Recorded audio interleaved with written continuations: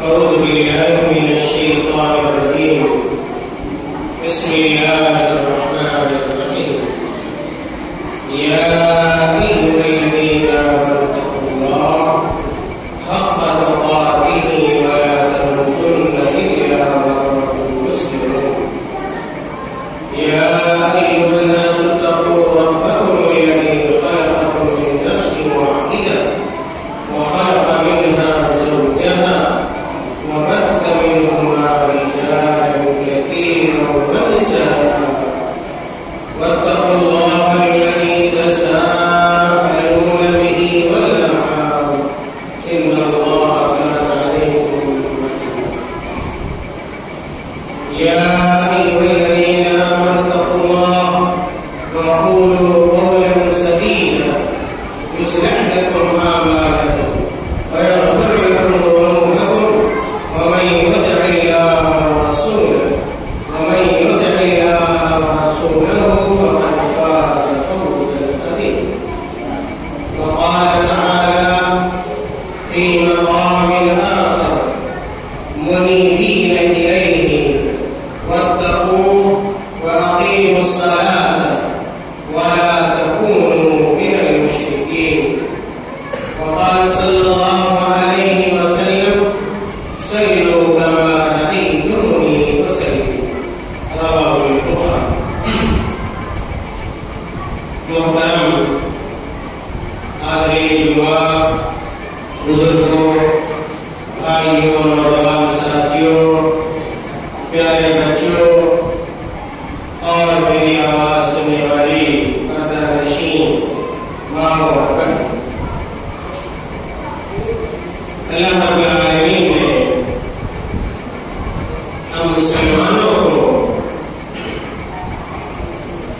جن عبادتوں کا حکم دیا ہے، جن عبادتوں کا پابند بنایا ہے، ان عبادتوں میں سے ایک اہم ترین عبادت، عظیم ترین عبادت نماز کا قائم کرنا ہے۔ اپنی زندگی میں نماز کو زندہ رکھنا ہے، تابندہ رکھنا ہے، اور نماز میں ہرگز ہم سستی نہ کریں، کاہلی نہ کریں، اس سے پہلو نہیں اختیار نہ کریں۔ میرے بھائیوں، نماز اسلام کا دوسرا رکن ہے۔ اگر کوئی آدمی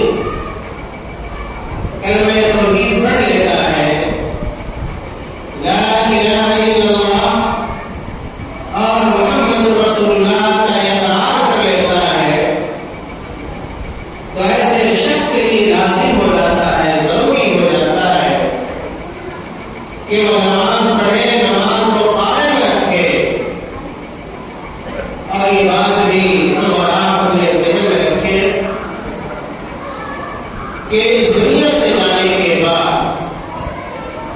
اور ہم سب جانتے ہیں کہ اس دنیا میں ہمیشہ کسی کو نہیں رہنا۔ جو بھی اس دنیا کے اندر آیا ہے، سانس لے رہا ہے، زندگی گزار رہا ہے، کھا پی رہا ہے،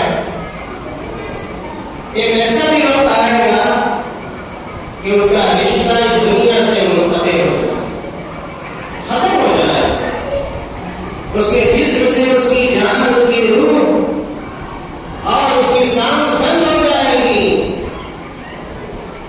زندگی اور موت میں بہت کم فاصلہ ہوتا ہے، بہت زیادہ فاصلہ نہیں ہے۔ اگر آپ کے جسم میں سانس ہے، روح باقی ہے، تو آپ زندہ ہیں۔ اگر آپ کے جسم سے روح نکل جائے، سانس بند ہو جائے، تو پھر آپ مردہ ہیں۔ پھر آپ کو اس دنیا میں آپ کی مرضی کے اعتبار سے آپ کی مرضی چلنے والی نہیں ہے۔ چند منٹوں میں، چند ساتوں میں آپ کی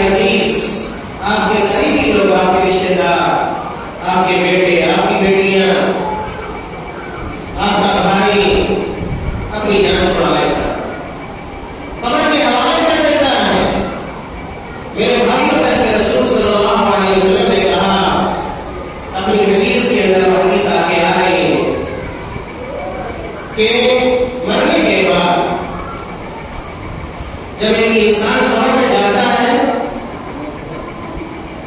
اور جو سوال اس سے سب سے پہلے کیا جاتا ہے وہ سوال نماز کے بارے میں ہوتا ہے. اس لیے مسلمان ہونے کے ناطے ہمارے اوپر آپ کے اوپر نماز فرض ہے، واجب ہے. قرآن اور حدیث میں اللہ تعالیٰ نے اس کا حکم دیا ہے اور نماز کو بھی ہم اس طرح ادا کریں، اس طرح پڑھیں. ایسا نہیں کہ جیسی مرضی اور جیسی طبیعت میں آئی ہم نے نماز پڑھ لی. میرے بھائیوں ایسا نہیں ہے. نماز کو اس طرح پڑھنا ہے، نماز کو اس طرح قائم کرنا ہے جیسا کہ اللہ کے رسول صلی اللہ علیہ وسلم نے نماز پڑھی ہے.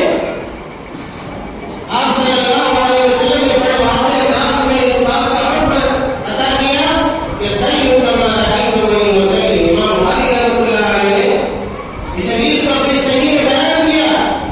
کہا کہ اے میرے صحابہ، اور صحابہ کو خطاب کر کے اللہ کے رسول صلی اللہ علیہ وسلم نے اپنی پوری امت کو حکم دیا کہ صلوا کما رأیتمونی اصلی، کہ تم لوگ اسی طریقے میں نماز پڑھا کرو جو میرا طریقہ ہے.